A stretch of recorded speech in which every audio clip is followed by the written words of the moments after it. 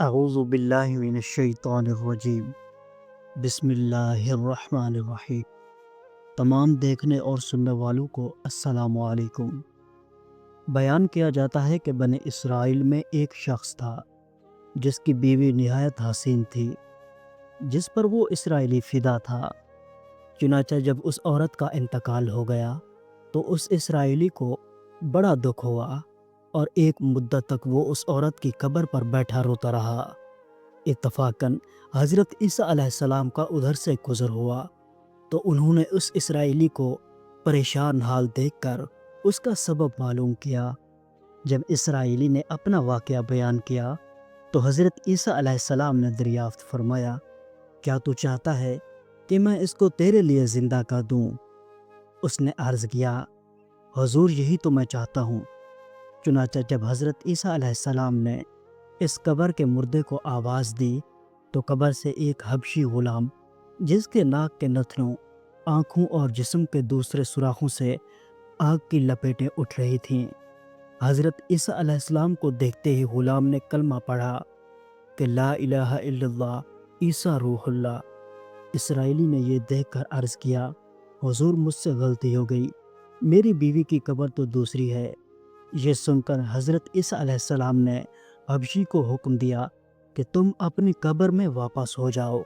چنانچہ وہ مردہ ہو کر گر گیا اور اس کی قبر کو مٹی سے چھپا دیا گیا۔ حضرت عیسیٰ علیہ السلام نے اس دوسری قبر کی جانب توجہ فرمائی اور حکم دیا کہ اے صاحب قبر، اللہ کے حکم سے زندہ ہو جا۔ چنانچہ قبر پھٹی اور اس سے عورت سر سے گرد جھاڑتی ہوئی باہر نکل آئی، جس کو دیکھ کر اسرائیلی بولا، یا روح اللہ، میری بیوی یہی ہے۔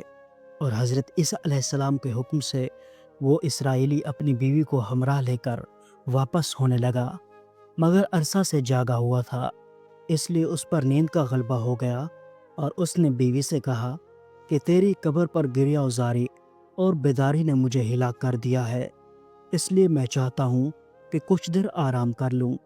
بیوی کہنے لگی، ہاں آپ آرام کر لیجئے۔ چنانچہ وہ اسرائیلی بیوی کے زانوں پر سر رکھ کر سو گیا۔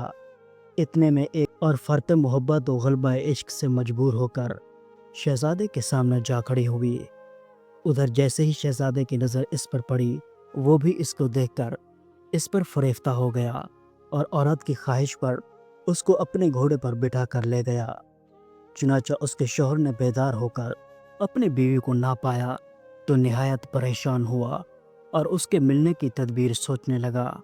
سوچتے سوچتے آخر اس کے نشانے قدم پر چل کر اپنی بیوی کو تلاش کر لیا، جو شہزادے کے پاس پہنچ چکی تھی۔ اس کو دیکھ کر اسرائیلی نے شہزادے سے عرض کیا کہ یہ میری بیوی ہے، آپ اس کو چھوڑ دیجئے۔ ابھی شہزادہ کچھ کہنے بھی نہ پایا تھا کہ اس عورت نے کہا، میں تیری بیوی نہیں بلکہ شہزادے کی لونڈی ہوں۔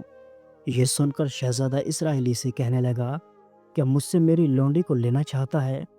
اس نے کہا، خدا کی قسم یہ میری بیوی ہے، جس کو میرے سردار حضرت عیسیٰ علیہ السلام نے مرنے کے بعد میرے لیے زندہ کیا ہے۔ ابھی یہ گفتگو ہو رہی تھی کہ اتفاق کیا یہ میری وہ بیوی نہیں ہے جس کو آپ نے میرے لیے زندہ کیا ہے؟ حضرت عیسیٰ علیہ السلام نے فرمایا کہ ہاں یہ وہی ہے۔ یہ سن کر عورت کہنے لگی کہ یا روح اللہ، یہ شخص جھوٹا ہے، میں تو اس شہزادے کی لونڈی ہوں۔ حضرت عیسیٰ علیہ السلام نے فرمایا، کیا تو وہ عورت نہیں جس کو میں نے اللہ تعالیٰ کے حکم سے زندہ کیا ہے؟ عورت نے کہا، یا روح اللہ، باخدا میں وہ نہیں ہوں۔ اس کے بعد حضرت عیسیٰ علیہ السلام نے فرمایا، جو جان خدا کے حکم سے میں نے تجھے دی ہے اس کو واپس کر دے۔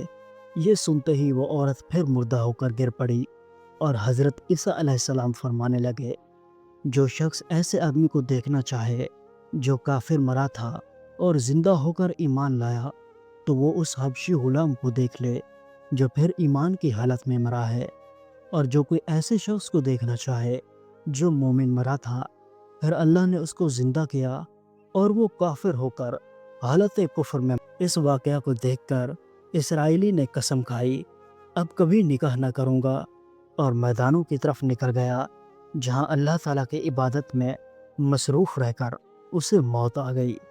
اللہ تعالیٰ اس پر رحم فرمائے۔ پیارے دوستو، نبی اور رسول کے اقرار و انکار کا نتیجہ اس حکایت سے ظاہر ہوتا ہے اور سبق ملتا ہے کہ کامیابی اپنے نبی صلی اللہ تعالیٰ علیہ وآلہ وسلم کے اطاعت و محبت سے ہی مل سکتی